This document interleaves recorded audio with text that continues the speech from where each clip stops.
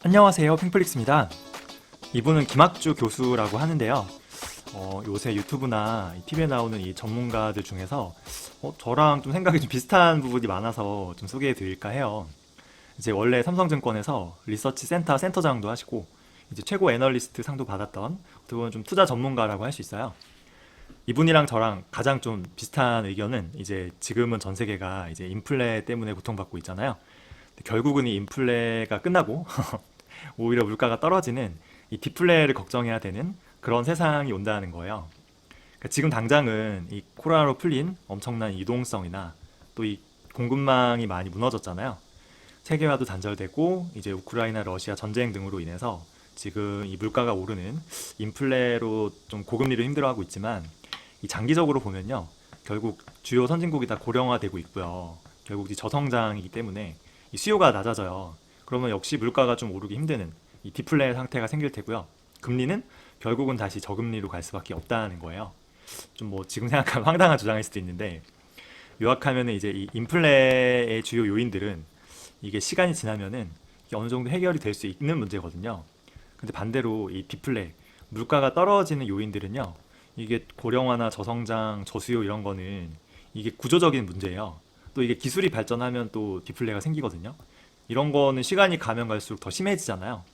그래서 이 저성장에 그리고 이 물가가 오르지 않는 저물가에 이 저금리가 노멀한 상황이지 지금의 이런 고금리 인플레가 사실은 좀 비성장적인 그러니까 좀 일반적이지 않은 상황이라는 거죠. 어떤 분은 또 그런 분도 있어요. 이 구조적으로 이 주요국이 고령화되고 있는데요. 이게 디플레 요인이 아니라 오히려 인플레, 물가를 오르게 하는 요인이라는 거예요. 왜냐하면 이제 고령화라는 거는 이 은퇴하는 노인들이 많아지는 거잖아요. 그러면은 결국 일할 사람, 이 노동력이 줄어들기 때문에 그럼 인건비가 오르는 거 아니냐. 그러면은 결국 물가도 같이 오른다는 거죠. 근데 전 여기에 좀 함정이 있다고 봐요. 이게 그 노인들이 많아진다는 거는 결국 일할 사람이 줄어드는 건 맞죠. 근데 이 노인들은 사실 이 소비를 거의 하지 않거든요. 그러면은 소비를 하지 않으면 수요도 줄겠죠. 그러면은 필요한 일자리도 사실 같이 주는 거예요. 즉 고령화로 사람이 주는 것도 많지만 일자리도 같이 준다는 거죠. 일명 이거를 수축사회라고 하죠. 일본이 제일 대표적인 예예요. 게다가 이제 요즘 보면은 이제 키오스크 많이 나왔죠. 그리고 마트도 보면 셀프 계산대 많이 나왔잖아요. 로봇이나 또 기계나 AI 등 이게 노인이 늘어나면서 수요가 줄어드는 거랑 관계없이 자꾸 기존의 일자리가 사실 사라지고 있거든요. 그래서 어쩌면은 이 고령화로 사람이 줄어드는 그 속도보다요. 이 일자리, 기술이 발전하면서 일자리가 줄어드는 속도가 더 빨라질 수도 있을 것 같아요. 그 김학주 교수 말처럼 이 고령화로 일할 사람이 줄어드는 거를 인건비가 만약에 오른다고 하면 이거를 기업들이 그냥 보고만 있지 않을 거란 말도 일리가 있어요. 이 기업들 입장에서는 인건비 오르면 당연히 마진이 내려가는 거잖아요.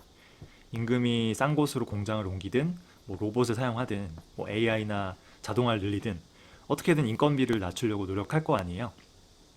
그래서 인건비는 이제 갈수록 줄어들고요. 이제 로봇이나 기계나 이제 AI 사용이 만약에 늘어난다고 하면 이제 기업들 입장에서 가장 부담되는 거는 이 인건비가 아니라 어떻게 보면 그 에너지 비용이에요. 왜냐하면 얘네는 에너지밖에 안 필요하잖아요. 즉 전기요금이죠. 만약에 나중에 신재생 에너지를 생산하고 뭐 저장하고요. 이제 운반하는 이쪽에서 또 기술 혁신이 일어난다면요. 전기 요금은 엄청 낮아지겠죠. 그러면은 에너지 생산 비용도 엄청 낮아질 수 있어요. 만약에 이제 인건비랑 상관없이 AI나 뭐 자동화를 통해서 이제 이런 생산이 일반화 된다면요. 이게 전기료가 내려가면서 생산 비용이 만약에 내려가게 되면 굳이 공장을 이제 인건비가 싼 곳이 아니고요. 이 소비 시장, 살 사람이 있는 그 근처에서 지면 되겠죠. 그러면은 운송 비용 역시 아낄 수 있겠죠. 그러면 생산 비용도 내려가고 운송 비용도 내려가고 둘 다 물가가 하락할 수 있는 요인이 되는 거예요. 결국 구조적인 인구 주요국의 이 고령화는요. 이 수요를 감소시키죠. 수요 감소는 물가 하락. 또 키오스크나 자동화나 이 로봇이나 그리고 AI, 신재생 에너지 기술의 발전 이런 것들은 생산이나 운송 비용을 낮추죠. 역시 이 역시 물가를 낮추는 요인이 되는 거예요. 장기적으로 저는 뭐 김학주 교수의 의견도 그렇지만 이 세계는 이제 성장률이 갈수록 내려가고 수요가 없기 때문에 기술의 발전으로 물가도 내려간다. 그래서 결국은 저물가, 이 저금리로 갈 수밖에 없다는 거죠. 근데 이게 노멀이긴 하지만 다시 이 세계로 돌아가기에는 이제 시간은 좀 필요해 보여요. 이제 김학주 교수는 이제 미 연준이 지금의 고금리를 버티지 못하고 곧 금리를 내릴 거라고 예상하지만 제 생각에는 이 인플레가요 생각보다는 더 오래 유지되면서 지금 이 금리도요 좀 당장은 내릴 수 없다고 봐요. 이 금리를 내릴 수 없는 이유가 역설적으로 보면은 이 주식시장 때문인데요. 주가가 지금 사실 너무 높아요.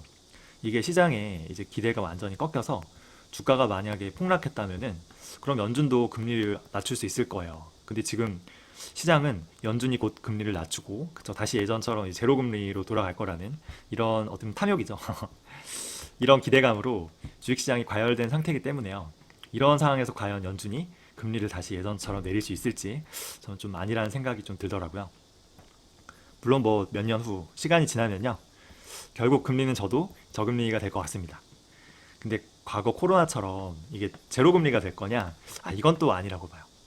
저는 한 2% 내외, 뭐 1에서 한 3% 사이 이 정도가 적정 금리가 아닐까? 근데 뭐 이 정도도 충분히 이제 저금리라고는 할 수 있죠. 자, 장기적으로 보면은 이 세계는 이 저성장, 저수요, 그리고 물가도 오르지 않는 저물가, 저금리 이게 노멀이라는 거예요. 그래서 생산성을 높일 수 있는 그리고 또 이제 물가를 장기적으로 낮출 수 있는 그리고 유일하게 이 저성장 시대에 성장이 기대되는 뭐 AI나 그쵸? 그리고 반도체, 뭐 클라우드, 뭐 플랫폼 혹은 신재생 에너지 이런 투자의 이 방향성은 맞는 것 같아요. 설령 뭐 제 생각과 달리 이런 저금리 상황이 오지 않더라고 해도요. 이런 AI, 반도체, 클라우드, 플랫폼, 신재생 에너지 등의 투자는 여전히 유효해요. 왜냐하면 이 각국 정부들이요. 이쪽 분야에 돈을 또 지원하고 있기 때문인데요. 정부 입장에서 한번 봐볼게요. 정부 입장에서 사실은 고금리보다 저금리가 더 유리하죠. 일본처럼 주요국이 지금 고령화되고 있잖아요. 그러면은 이 돈이 많이 필요해요. 이제 우리만 봐도 국민연금이나 이 건강보험 같은 이제 이 노인 복지에 돈이 많이 필요하기 때문인데요. 이 국가는 이제 부채를 발행하면 돈을 만들어낼 수 있죠. 근데 이거 부채는 사실 원금은 영원히 안 갚아도 돼요. 근데 이자는 좋아져. 그쵸? 근데 이게 저금리가 아니고 고금리면은 이 이자 부담하는 게 쉽지 않거든요. 지금 이미 미국이 금리를 너무 많이 올려서 이 국채 이자를 갚기가 좀 힘들어지는 상황이에요. 보시면은 이 미국이 부담하는 국채 이자인데 엄청 올라간 걸 볼 수 있죠. 그러니까 미국 입장에서도 장기적으로는 어차피 금리를 낮춰서 이자 부담을 좀 덜어야 하거든요. 그럼 저금리를 원하는 뭐 미국을 비롯한 각국 정부 입장에서는 결국 물가를 낮춰줄 수 있는 기술은 좋은 거잖아요. 왜냐하면 저금리를 유지할 수 있고 부채를 조금 더 찍어낼 수 있으니까. 그럼 물가 하락을 좀 장기적으로 자극시키는 AI나 뭐 로봇이나 신재생 에너지, 뭐 혹은 자율주행 같은 이런 신기술이 발전하는 걸 당연히 정부는 좋아하겠죠. 그렇죠? 그래서 결국 이런 쪽으로 돈이 흘러갈 수 있도록 각종 지원을 해줄 수밖에 없어요. 실제로 미국의 칩스나 IRA 법 시행 이후로 이쪽 분야에 엄청나게 제조업 건설로 돈이 들어가고 있죠. 뭐 클라우드 컴퓨터, 뭐 배터리, 반도체, 뭐 신재생 에너지 이쪽일 텐데요.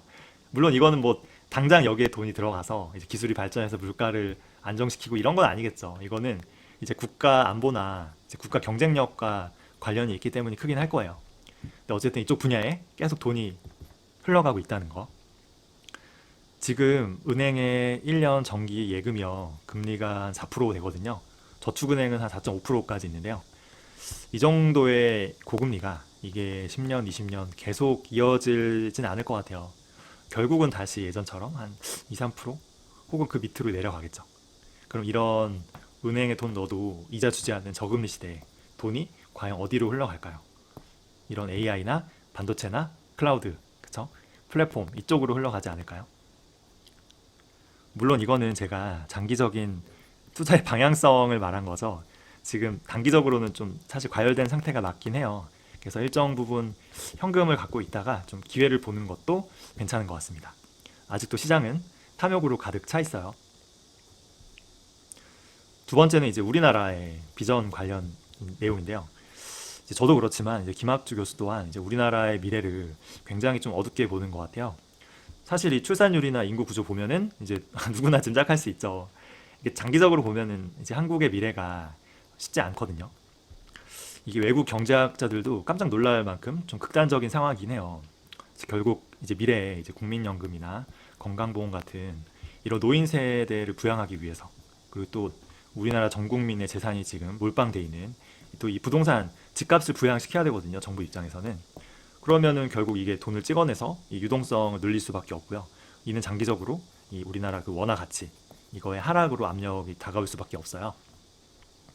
저는 어느 정도 이미 환율에 반영되어 있다고 봐요. 이게 좀 10년 길게 보면은 계속 우리나라 원화 가치는 달러 대비해서 하락하고 있거든요. 한국은 정부 부채가 건전해서 괜찮다는 분들도 있는 것 같아요. 근데 이게 그 부채가 늘어나는 속도를 보면은 점점 이제 안 괜찮은 수준으로 가고 있고요. 그리고 이제 순수한 정부 부채뿐 아니고요. 지금 이제 한국전력만 봐도 얘가 순부채가 100조가 넘거든요. 근데 이런 공기업들은 결국 정부가 책임져 줘야 되는 거예요.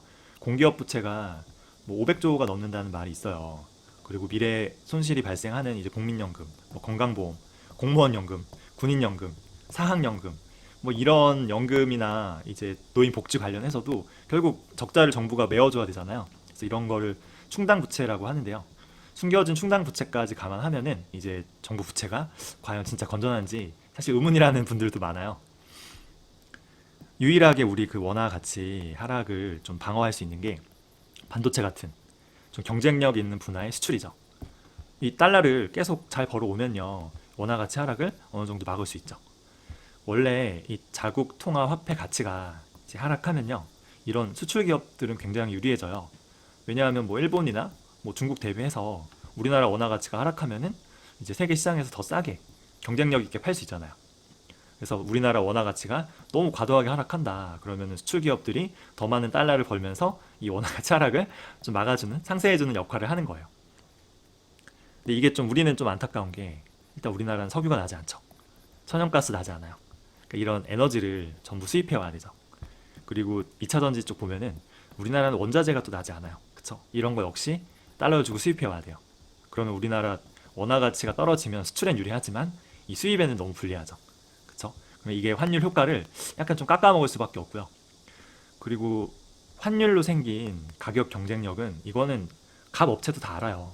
그렇기 때문에 일명 내고당하기 쉽죠. 가격을 깎기 쉬운 거예요. 애플 같은 데가 야 니네 환율 때문에 싼 거잖아 깎아줘 하면은 이게 진짜 압도적인 기술력이 없는 한은 이제 좀 어느 정도 깎아줄 수밖에 없는 거죠. 가장 큰 문제는 우리나라 이 공장들이요 자꾸 이제 해외 현지로 나가고 있어요. 이제 아까 결국 소비시장이 있는 곳에 공장을 짓는 게 유리해진다고 했잖아요. 그러면 이게 우리나라 어제 소비시장이 작으니까 해외로 갈 수밖에 없는데, 해외에서 있는 공장이 수출하는 거는 이게 환율 효과랑 상관이 없잖아요. 그쵸? 근데 이게 미국이 지금 배터리랑 반도체 공장 자기네 땅에 지으라고 하잖아요. 그러면은 이게 원화 가치가 폭락한 거를 수출로 방어가 안 되는 거예요, 어차피. 진짜 먼 미래에 이제 고령화나 이제 돈 풀기로 통해서 우리나라 원화 가치가 많이 하락했어요. 그러면은 이 해외에 나간 기업들이 해외에서 번 달러를 이 과연 한국으로 다시 갖고 들어올까요? 이것도 사실 좀 의문이에요. 그냥 달러 그 자체로 다시 또 소비시장 해외에 투자하지 않을까요? 물론 뭐 우리나라의 수출이 정말 이런 여러 원화 가치 하락 압력을 상쇄할 만큼 엄청나게 늘어난다면은 그럼 뭐 상관없겠죠. 근데 이럴 가능성이 사실 좀 많이 없죠. 그래서 우리나라 이 원화 자산에만 몰빵하는 거는 리스크가 너무 큰 것 같아요. 제가 청년들 거의 5, 600명 상담했는데요. 이 대부분은 원화 자산만 투자하고 있거든요. 그래서 이런 건 너무 리스크가 큽니다. 김학주 교수 본인도 자기 자산의 50%는 달러 자산이라고 해요. 저는 70%가 달러 자산이니까 어떻게 보면 이 김학주 교수님이 저보다는 좀 더 한국에 긍정적인 것 같아요. 우리보다 이제 고령화를 먼저 맞은 게 일본이잖아요. 일본의 엔화를 한 10년 정도 보면은 이 자꾸 약해지고 있죠. 우리랑 비슷하죠. 이 와중에 버핏이 이제 일본 주식에 투자한 게 좀 화제가 되고 있어요. 그래서 어떤 사람들은 야 버핏이 일본 주식 투자했잖아. 그러면은 지금 엔화가 너무 저평가돼서 나중에는 엔화가 강세로 돌아선 거에 베팅한 거다. 라는 말도 있는데요. 김학주 교수 말을 들어보니까 이거 완전히 반대예요. 그러니까 버핏이 가지고 있는 달러를 이제 엔화로 바꿔서 이 돈으로 일본 주식에 투자한 게 아니에요. 뭐냐면은 달러로 산 게 아니고요. 엔화로 저금리로 대출을 받아서 이 돈으로 일본 주식을 산 거예요. 만약에 장기적으로 그 엔화의 가치가 떨어지면요, 달러를 가지고 있는 버핏은 이 갚아야 될 대출의 가치도 같이 떨어지는 거예요. 그러니까 어떻게 보면은 버핏은 엔화 약세에 베팅한 거예요. 엔화가 떨어지면 떨어질수록 버핏은 이득이죠. 대출을 조금만 갚아도 되니까. 또 버핏이 투자한 이런 일본의 상사 회사들은 이제 원자재를 이제 거래하는데 다 달러로 거래하잖아요. 그러니까 엔화가 많이 약세가 된다고 해도 이 원자재 달러를 가진 이 기업들의 가치는 어느 정도 유지될 가능성이 큰 거죠. 일본이 고령화가 엄청 심하고 정부 부채 막 200% 넘고 장난 아니거든요.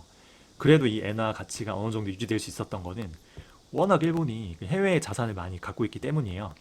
보시면 일본 해외 자산이 압도적으로 1위죠. 한국이랑 비교가 안 되잖아요. 근데 이제 일본이 늙어도 너무 늙었다는 거예요. 그래서 가지고 있는 자산을 이제 조금씩 팔면서 이제 소비할 수밖에 없는 상황이에요. 그럼 저축이 고갈되고 이런 해외 자산도 계속 감소하기 시작하면요. 구조적으로 이 엔화가 다시 오르기가 쉽지 않다는 거죠. 근데 우리 한국을 보면은 이제 고령화 속도가 당연히 이제 일본보다 더 빠르거든요. 그리고 우리는 이 돈을 달러를 많이 모았는데 이 돈을 뭐 일본에 비하면 턱도 없지만 이제 이 돈을 해외 자산에 적극적으로 투자한 게 아니고 이제 내수 이제 부동산 집값에만 많이 들어갔잖아요. 그러니까 이게 사실 원화 가치 하락은 어떻게 보면 일본보다 더 심해질 수 있다는 거죠. 제가 버핏한테 좀 투자 아이디어 하나 얻은 게 있는데 저 같은 경우는 그래도 한 2, 30년 장기적으로 원화 가치가 달러 대비 좀 하락할 것이다에 좀 베팅하는 거잖아요. 그래서 달러 자산에 투자하는 건데 제가 여기에 베팅할 거면은 이제 달러 자산에 투자하는 것뿐 아니고 이제 이 원화로 된 이제 대출도 적극적으로 활용하는 게 방법 같아요. 버핏하고 똑같은 거죠. 제가 이제 한 2, 3년 혹은 뭐 4, 5년 안에 내 집 마련을 할 건데요. 이때 저는 현금을 가지고 있지만 달러로 자산도 있지만 이 돈을 쓰지 않고 일부러 원화로 대출을 받는 거예요. 최대한 많이. 그리고 최대한 오래 조금씩 갚는 거죠. 그러면 이 시간이 지날수록 결국 원화 가치는 이제 하락할 거 아니에요. 그럼 제가 가지고 있는 자산 대비 제가 갚아야 할 이 대출금도 가치도 줄어드는 거죠. 희석돼서. 물론 뭐 제가 말하는 이런 원화 가치 하락은요. 이게 인구 구조에 따른 정말 이 장기적인 변화이기 때문에 뭐 지금 당장 폭락한다는 거 아니에요. 오히려 지금 코로나 이후로 이제 미국이랑 우리나라가 금리 역전이 많이 나면서요. 원화가 너무 저평가된 것 같기도 해요. 그래서 어느 정도 해소될 수 있어요. 단기적으로는. 그래서 김학주 교수도 예전에 우리나라 적정 환율이 1,100원이었는데 지금은 좀 힘들고 한 1,200원대까지 다시 돌아오지 않겠냐. 그러면은 이때가 달러를 매집할 수 있는 이제 기회라고 하시더라고요. 근데 이제 최근에 한국 정부가 지금 돈을 엄청 풀거든요. 그리고 금리를 지금 올리지 못하잖아요. 그래서 이게 1,200원이 다시 올 수 있을까? 좀 저는 좀 의구심이 들긴 하는데 저는 이제 환율은 타이밍 보기 힘드니까 단기적으로는 틈틈이 계속 달러로 지금 환전을 하고 있습니다. 장기적으로는 뭐 저는 70%지만 이제 내 자산의 한 50% 절반 이상은 이제 달러 자산으로 준비하는 게 맞는 것 같긴 해요. 세 번째는 이제 중국 투자. 김학주 교수도 중국에 대해서는 좀 비관적인 것 같아요. 일단은 이제 중국도 고령화가 너무 심해지고 있고요. 그리고 이게 소수의 공산당 엘리트에 의해서 이제 좀 계획 경제잖아요. 이게 어느 정도까지는 효과가 있는데 이제 좀 한계가 다다른 거 아니냐. 생산성이 이게 좀 둔화되고 있다는 거죠. 가장 큰 거는 이제 멀쩡한 기업을 사실 언제든지 그냥 죽여버릴 수 있는 생사 여탈권을 가진 이제 공산당 때문도 커요. 이제 알리바바랑 텐센트 보시면은 이제 공산당이 갑자기 규제하면서 거의 뭐 주가가 70에서 80% 폭락했어요. 그러니까 이게 뭐 대단한 거죠. 그래서 올 초에는 이제 이 김학주 교수가 그래도 너무 떨어진 것 같다. 중국은 이런 디지털 기업이 필요하기 때문에 그래도 완전히 죽이진 않을 거다. 그러니까 이게 지금 주가가 너무 떨어졌으니까 투자 기회일 수 있다는 거죠. 근데 이제 이분이 말하는 거는 이런 모텐덤이 올 때 단기적으로 가는 거지 중국 기업에 롱으로 장기 투자하는 거는 선호하지 않는다고 하셨어요. 근데 이런 김학주 교수의 말을 제가 이제 반박할 수가 없더라고요. 다 맞는 말 같아요. 특히 이제 고령화나 이제 뭐 엘리트의 소수 계획 경제로 인해서 성장의 한계가 왔다. 다 공감하는데 제일 큰 거는 공산당 규제 같아요. 이게 이분이 하는 말이 이제 AI로 이제 효율성을 끌어올리잖아요. 근데 이게 결국은 이 개개인의 효율성을 끌어올려서 개개인이 똑똑해져야 이 협력신이 일어나는데 과연 중국 공산당이 인민들 14억 개인이 똑똑해지는 거를 좋아할까요? 라고 하는데 약간 저 뒤통수 맞은 것 같았거든요. 나중에 알리바바나 혹은 이제 텐센트 같은 이런 중국 테크 기업들이 다시 주가가 회복되었다고 해도요. 이들이 가진 이제 데이터나 혹은 플랫폼이나 혹은 이런 AI 기술력이요. 공산당 집권에 좀 위협이 되네. 좀 이제는 좀 너무 컸는데 그러면 언제든 말도 안 되는 규제를 통해서 이거 무너뜨릴 수 있거든요. 그러니까 이게 장기적으로 이 기업이 꾸준히 성장할 거라는 이게 믿음이 부족한 거죠. 언제든 공산당에 의해서 무너질 수 있으니까. 그러니까 저부터도 좀 무섭고 갈수록 확신이 좀 없어진다는 생각이 들어요. 물론 지금 중국 주식이 너무 저평가 상황이긴 해요. 너무 떨어져 있는 상태라 뭐 지금 다 파는 건 그렇지만 만약에 이런 저평가가 만약 해소가 된다. 그러면 점점점 이 비중이 줄어들지 않을까라는 생각도 들었어요. 이 특이한데 이 전문가들이 자기 종목을 잘 오픈하지 않아요. 그쵸? 비난당하기 마련인데 이분 예전부터 자기 종목을 오픈하더라고요. 자기는 딱 주식이 두 개 있는데 이제 엔비디아랑 로키드 마틴. 저는 개인적으로 로키드 마틴은 좀 투자하는 게 이해가 갔어요. 근데 엔비디아는 이게 좀 단기적으로 너무 올랐고 장기적으로는 좀 리스크가 있는 거 아닌가라는 생각도 들었어요. 그 뭐냐면 이제 GPT 챗 GPT 이후로 이제 AI 관련 이 GPU 칩 시장이 엄청나게 성장하고 있죠. 근데 이게 돈이 된다 싶으면요. 다 뛰어드는 게 이제 자본주의의 특성이잖아요. 그래서 과연 미래에도 엔비디아가 이 GPU로 경쟁력을 유지할 수 있을까라는 생각이 들기도 해요. 일단 가장 큰 손은 이제 아마존, 그죠? AWS랑 그리고 마이크로소프트, 구글 이런 클라우드 이제 빅3 업체인데요. 얘네가 장기적으로는 이제 이 GPU를 이제 엔비디아 거 안 쓰고 범용칩이 아닌 자기들의 이 커스텀 칩으로 직접 설계해서 쓰는 방향으로 가거든요. 그러면은 엔비디아 입장에서는 가장 큰 이제 손님이 없어지는 거죠. 그리고 또 인텔이랑 이제 AMD도 얘네도 이런 GPU 시장이 커질 거라는 걸 뻔히 아는데 그냥 손 놓고 그냥 손가락만 빨지 않을 거 아니에요. 이쪽에 다 뛰어들겠죠. 그럼 과연 엔비디아가 지금의 마진이나 이런 걸 유지할 수 있을까? 오히려 이 모든 기업들은 결국은 GPU 칩을 이제 TSMC에서 만들잖아요. 그럼 얘가 오히려 더 수혜를 받지 않을까? 뭐 이런 생각도 해보는데요. 근데 한편으로는 이제 그 근데 한편으로는 제가 이제 SMH 반도체 ETF를 투자하는데 여기 지금 보니까 20%가 엔비디아더라고요. 그래서 저도 어떻게 보면 엔비디아 비중이 엄청 높다고도 할 수 있어요.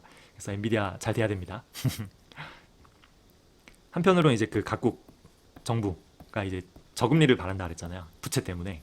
그러면은 이제 물가를 낮출 수 있는 기업을 선호하는데 물가를 낮출 수 있는 가장 대표적인 기업으로 저는 좀 아마존을 생각하기도 했어요. 지금 미국에 만약에 월마트만 있었으면은 미국 물가는 훨씬 더 많이 올랐을 거예요. 아마존이 인터넷으로 이제 판매자들끼리 가격 경쟁을 시키거든요. 최저가로. 그쵸? 그리고 지금 거의 마진 없이 물건을 팔고 있어요. 오히려 마이너스 마진도 많기 때문에 이런 아마존이 있기에 오히려 좀 미국 물가가 안정될 수 있지 않았을까. 그리고 아마존이 투자하는 방향을 보면은 지금 물류 자동화를 하고 있죠. 그리고 이제 로봇 투자 많이 하고요. 화물차 쪽에 자율주행도 투자하고 있죠. 그리고 그 데이터 센터 효율을 높이기 위해서 커스텀 칩 설계하고 있고요. 그리고 신재생 에너지 쪽에 투자 많이 하고요. 제일 큰 사업자기도 하죠. AI에도 엄청 투자하고 있어요.